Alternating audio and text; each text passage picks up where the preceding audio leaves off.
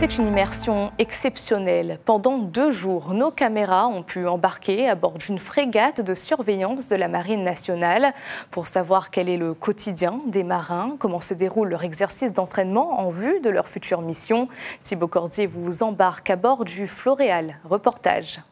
Il n'y a pas de logo pour l'instant, donc les voyants sont ouverts pour faire le tir. En cas d'incident de tir, vous appliquez la procédure. Pas une seconde à perdre. Des navires ennemis viennent d'être repérés autour du Floréal. Il faut se préparer à l'attaque. On aura un ordre de feu, que ce soit à neutraliser ou un tir de police pour prévenir on va dire l'ennemi de s'arrêter. Et à partir de là, s'il ne s'arrête pas, on aura un ordre de tir à neutraliser afin de détruire la cible.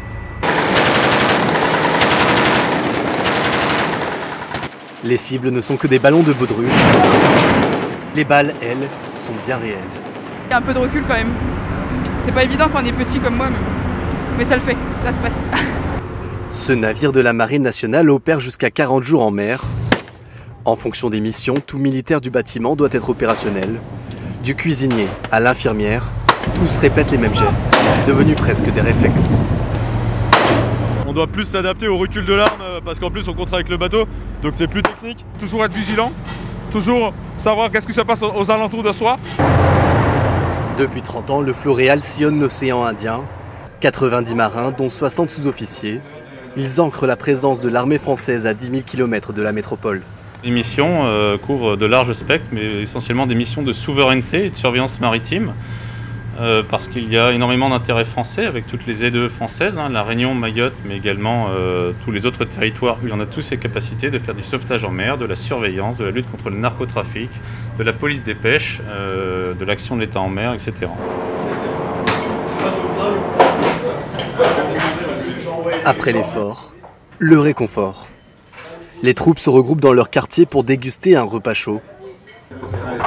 Et pour se changer les idées, les marins ont même droit à leur petit bar personnel.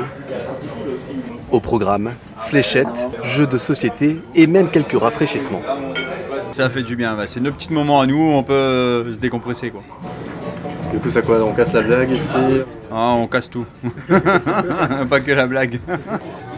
Ça peut être long, mais les journées passent vite quand même, donc c'est un petit peu contradictoire, mais ouais, il y a des moments où forcément, au bout d'un mois de mer, ça reste compliqué, quoi. Le ventre à peine rempli, retour sur le pont pour un nouvel exercice. Il faut ravitailler un navire en pleine mer, le Nivose, frère jumeau du Floréal. Une manœuvre périlleuse, presque chorégraphiée. Comme c'est dangereux, eh bien c'est briefé et on y prête beaucoup d'attention forcément parce que c'est pas des manœuvres qu'on fait de façon habituelle. En quelques minutes, le pactage de survie est transféré. L'opération est un succès. Les plus anciens passent le savoir-faire, donc c'est super. Garde à vous tribord, je vais me mettre en position. L'exercice terminé, le Floréal poursuit sa route au large des côtes réunionnaises, prêt pour ses missions futures.